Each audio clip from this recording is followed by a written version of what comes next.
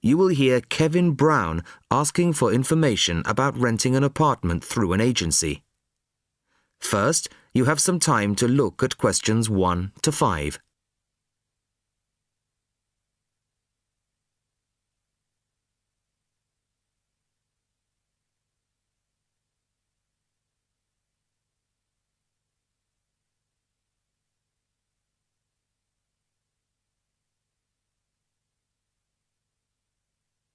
Now the test will begin.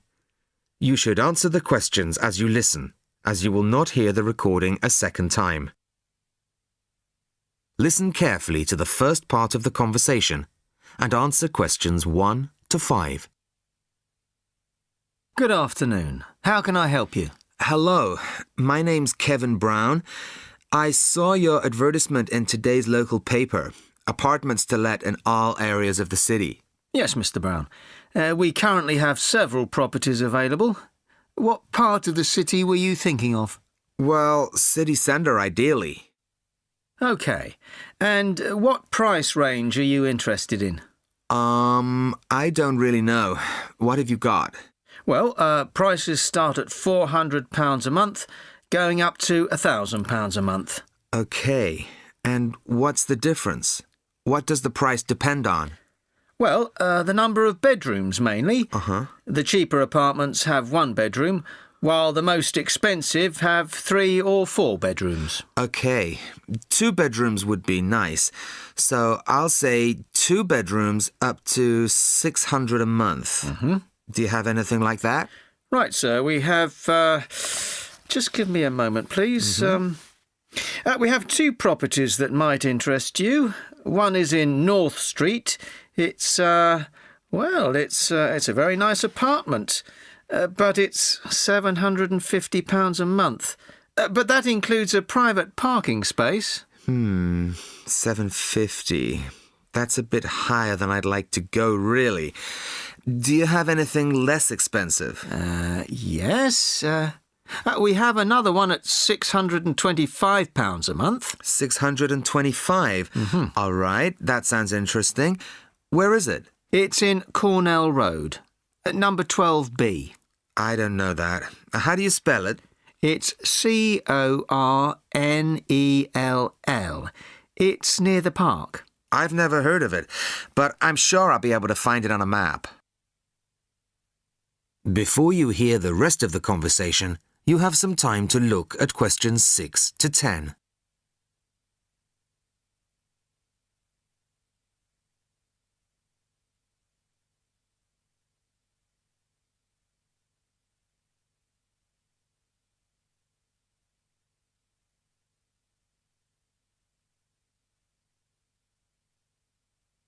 Now listen and answer questions 6 to 10.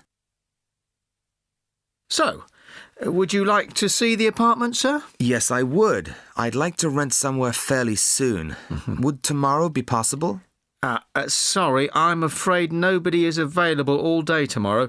It's quite a busy time of year for us. I see. But if you're free later today, you could see it at 5:15. Sure, no problem. I could manage that. OK. So that'll be 5:15 with my colleague Jason. He'll meet you at the apartment. That's fine. And one more thing. What do I need to provide to rent an apartment with you? What documents, that kind of thing? Yes, of course. Do you have a job? Yes, I work in a travel agency.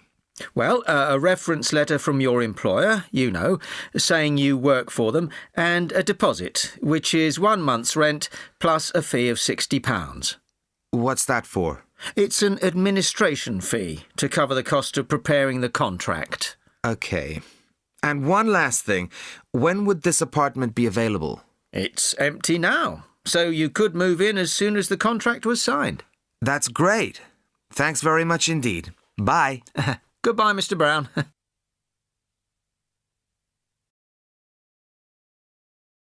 That is the end of part 1. You now have half a minute to check your answers.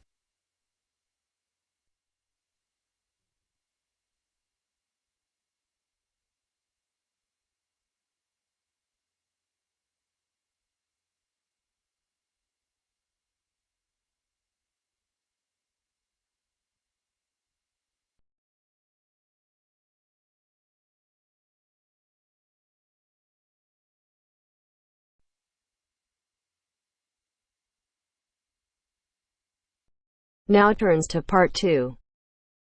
Part 2.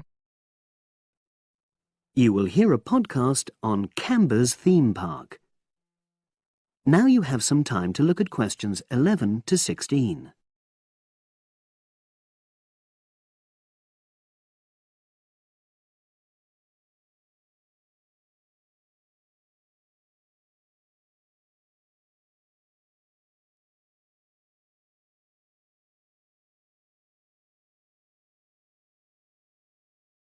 Now listen and answer questions 11 to 16. Welcome to Canberra's Park podcast. In the next few minutes, I'll tell you a little about the park and the amazing things we have to offer. We like to think that Canberra's offers more than other theme parks. Like them, we have a variety of exciting rides for people of all ages, but Canberra's also places strong emphasis on the educational experience for its visitors. Not boring facts, but lots of interactive exhibits. Although it's mainly an outdoor experience, we do have some indoor activities if the weather gets too dreadful.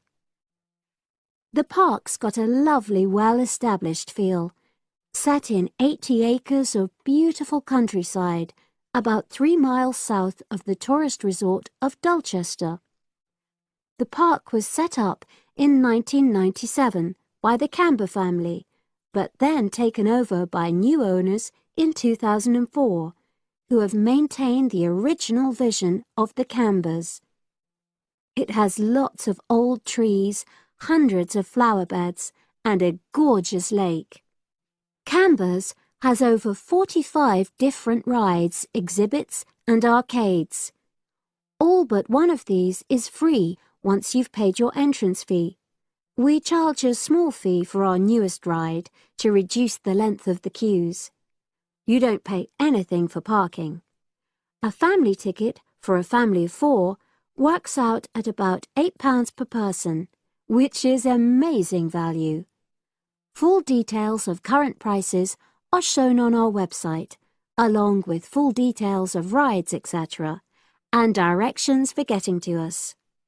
We also have a number of special offers. For example, if you live locally, why not join our Adventurers Club, which entitles you to 50% off ticket prices all year round, and a special lane for all rides and exhibits, which means you don't have to wait to get into any part of the park. See the Offers tab on the website. We've recently added a number of new exhibits to the park, and we're particularly proud of our Future Farm Zone, which houses over 20 different species of animals, from chipmunks to dairy cows. The emphasis is on getting near to the animals.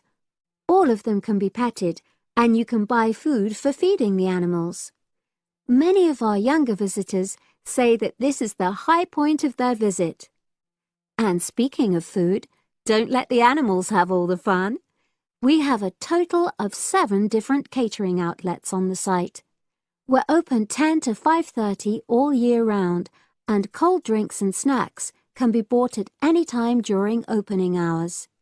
And hot food is available most of the day in the Hungry Horse Cafe from 11 until 5.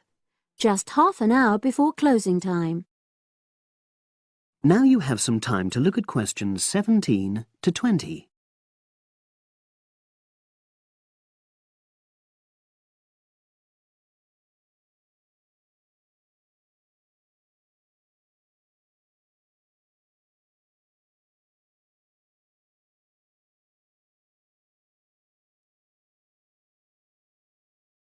Now listen and answer questions 17 to 20. Now we want all our visitors to have an exciting time when they come to the park, but our first priority must be safety. Parents and guardians know their children's behaviour and capabilities, but here at the park we have set certain conditions for each of the rides to ensure that all visitors get the maximum enjoyment out of the experience and feel secure at all times. There are 4 major rides at the park. Our newest ride is the River Adventure, which is designed to reproduce the experience of whitewater rafting. No amount of protective clothing would make any difference, so only go on this ride if you're prepared to get wet. Children under 8 can go on this ride, but all under 16s must have an adult with them. Not all of our rides are designed for thrills and spills. Our Jungle Gym roller coaster is a gentler version of the classic Loop-the-Loop, specially created for whole family enjoyment, from the smallest children to elderly grandparents, suitable for all levels of disability and health conditions. Carriages have comfortable seating for up to 8 people with safety belts for each passenger, which must be worn at all times. Sit back and enjoy the scenery. One of the best established and most popular of Canberra's rides is the massive swoop slide. Whiz down the polished vertical slide 9 meters in height and scream to your heart's content. There are no age or height restrictions. Be careful though, you must have on long trousers so you won't get any speed burns. And then there's the famous Zip Go-Kart Stadium with 16 karts, 8 for single drivers and 8 for kids preferring to ride along with mum, dad or carer. Take part in high-speed races in our specially designed Formula One style karts, but no bumping other karts, please. All riders must be above 1.2 meters because they have to be able to reach the pedals, even in the shared karts. Full details of all safety features are available on our website at www.camberspark.com. So come and make a day of it at Canberra's theme park.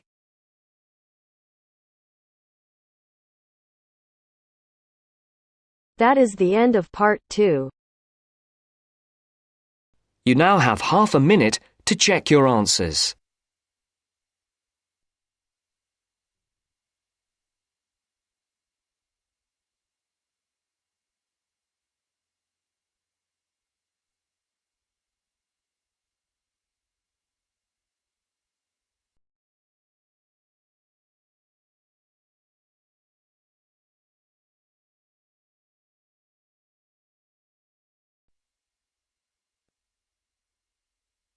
Now turns to part 3. Part 3. You are going to hear a conversation on rivers. First, you have some time to look at questions 21 to 25.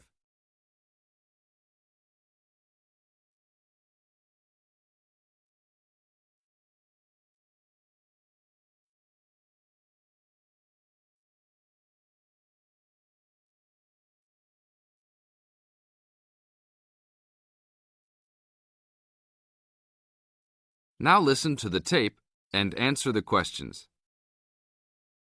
Please tell me about the current state of the Amazon. We have increased deforestation, increased human population relating to deforestation, and a role of fire in the Amazon on a scale that's never been seen in history. At the same time, you can see progress in trying to counter that negative trend. How do you see this? We see this in the creation of national parks and indigenous areas, and efforts to fund sustainable development activities for locals. We see both good and the bad, and it's going to be a race to finish. I understand that you started the Minimum Critical Size of Ecosystems project. Could you tell me about it? A number of years ago, it became apparent that those practicing conservationists didn't have the scientific information available to properly design a conservation area. They didn't know how big it had to be, right? People were learning that as forests fragment, the fragments begin to shed species after they become isolated, so they end up becoming poor examples of what they had been. This relates to the size of the fragment. Do people still study this? Yes, there is a rich subfield of conservation biology that looks at the efforts of fragmentation. One of the consequences is a general policy response to set up protected areas that are fairly large, something on the order of 1,000 square kilometres.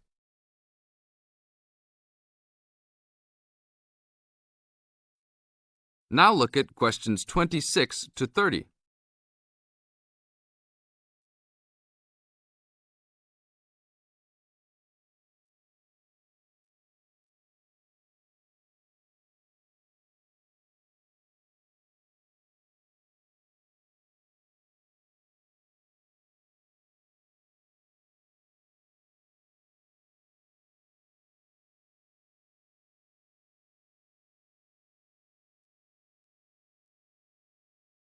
As the talk continues, answer questions 26 to 30. Can you talk a little bit more about the forest fragmentation? As habitats are destroyed, they are accompanied by habitat fragmentation. So when 50% of a forest is lost, the remaining 50% being is not one large block, but smaller pieces, which makes the conservation problem even worse than saying that 50% has been lost. And this affects not just forest, but species diversity, correct? In terms of species loss, we can't give you precise numbers about how many species are lost because of these fragmented landscapes, but we're beginning to get close to where we can make that estimation.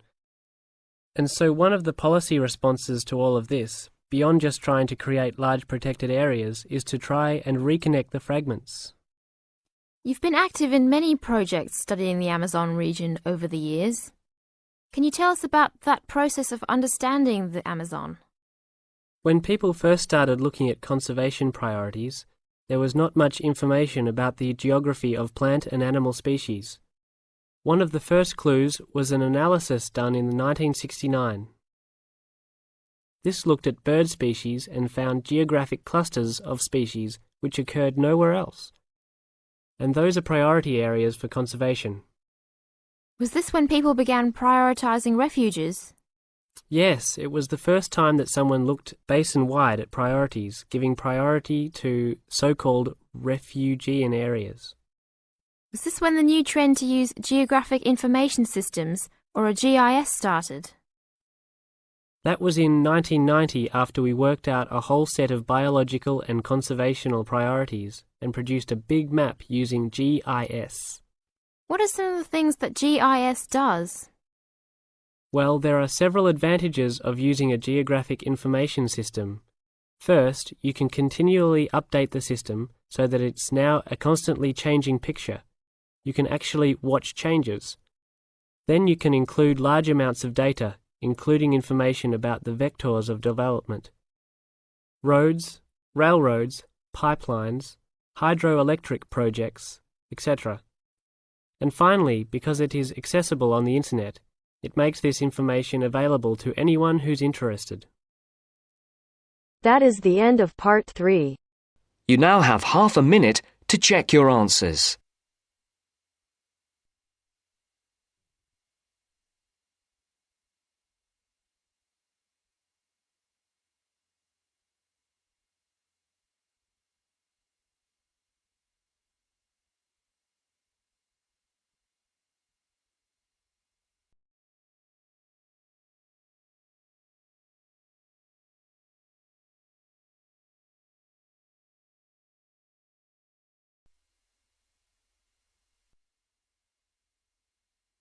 Now turns to part 4.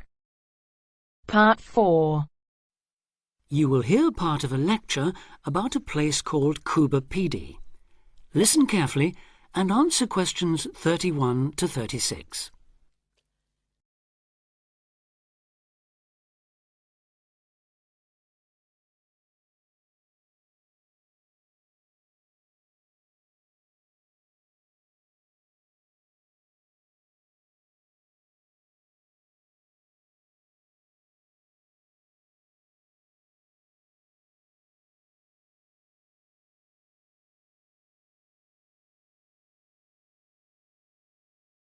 Listen carefully and answer questions 31 to 36. Good afternoon. Today, we're continuing this series of talks on the development of the Australian outback with a look at Cuba Pedy, the desert town of opal mines and underground living, which lies 860 kilometres north of Adelaide and 690 south of Alice Springs. The inaccessibility, harsh climate and almost total lack of water made it a highly unlikely place for human habitation. But that all started to change in 1915 with the discovery there of opals, the precious stones which seem to change colour according to their surroundings. Settlements were established following the First World War, when soldiers returning from the trenches of France brought with them the techniques of living below ground in dugouts.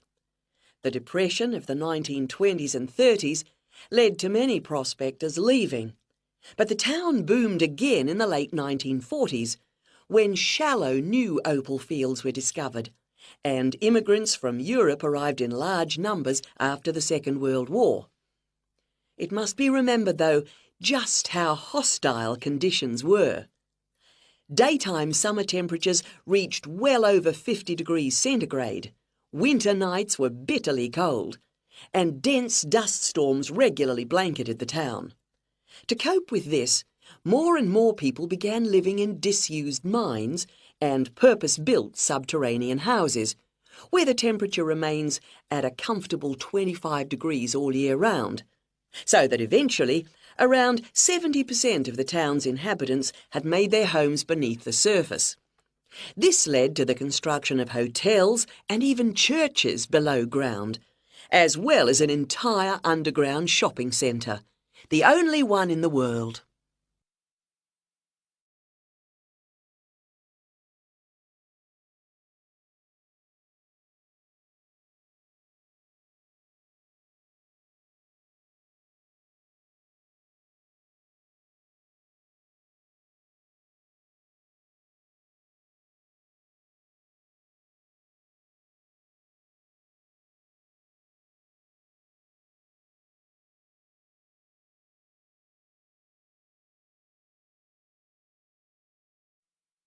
Now answer questions 37 to 40. Perhaps not surprisingly, this has now led to the emergence of a secondary industry, tourism. Increasing numbers of visitors come to see the tunnels and the caves with their ventilation shafts, the weird machines lying about in the town, and, just beyond it in the scorched red desert, the conical hills thrown up by the world's biggest opal mines. It's a logical stopping place for travellers too. The nearest town to Coober Pedy is Woomera, in the prohibited area once used for launching space rockets. But even that is an enormous distance away. Within the town itself, there are plenty of hotel rooms and a number of ethnic restaurants. Remember that Coober Pedy is one of the most multicultural places in Australia, with an estimated 45 nationalities represented, and its very own Opal Museum. A short distance from town, there's a section of the enormous barrier that runs thousands of kilometres across the country, the dingo fence, which is meant to keep these predatory wild dogs out of the sheep farming areas. Another attraction just outside town are the sets of various films made there, including Mad Max 3, as well as The Red Planet and Until the End of the World, names that reflect the harshness of the terrain and temperatures there. The name Coober Pedy, incidentally, comes from an Aboriginal expression meaning white man's hole in the ground. Next, I'd like to go on to talk about Broken Hill, another mining town, but one that...